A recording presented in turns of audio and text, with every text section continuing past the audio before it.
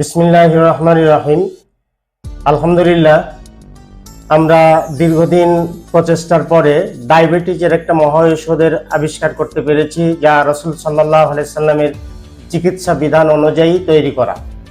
এই ডায়েটার ফুড সাপ্লিমেন্টটি আপনাকে যেমনভাবে ডায়াবেটিস থেকে মুক্তি দিবে, তেমনভাবে শরীরের ইমিউনিটি সিস্টেমও বৃদ্ধি করবে।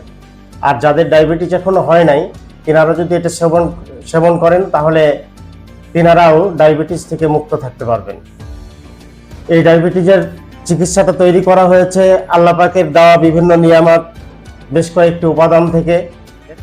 এই ডায়েটটিতে রয়েছে মেথি, আমলকি, দারুচিনি, জামের বিচি, তেজপাতা, আদা ইত্যাদি।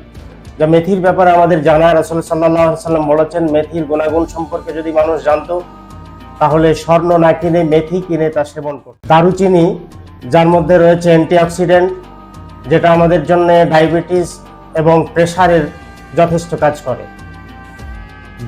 জামের বিচি, যা আমাদের জন্য খুব সুন্দর কাজ করে, ডায়াবেটিসের যেভাবে কাজ করে ঠিক অনুরূপভাবেই আমাদের পেশাবের রাস্তাগুলোকে ক্লিয়ার রাখে, টক্সিনগুলোকে ক্লিয়ার করে দেয়।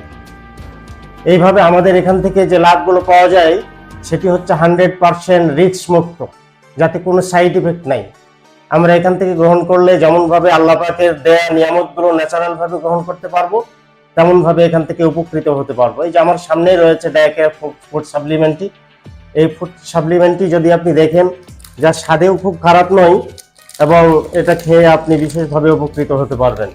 এটা আমি খুলে দেখাই দিচ্ছি একটা, কিভাবে খাবেন। এই যে মোড়কটা খোলার পরে এটা খুলে নিয়ে 1 গ্লাস পানির মধ্যে 1 চামচ এই পাউডারটা দিয়ে নেবেন।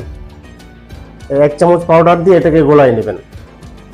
গোলায় নিয়ে এই গোলানো অবস্থায় 5 মিনিট অপেক্ষা করবেন নেবেন।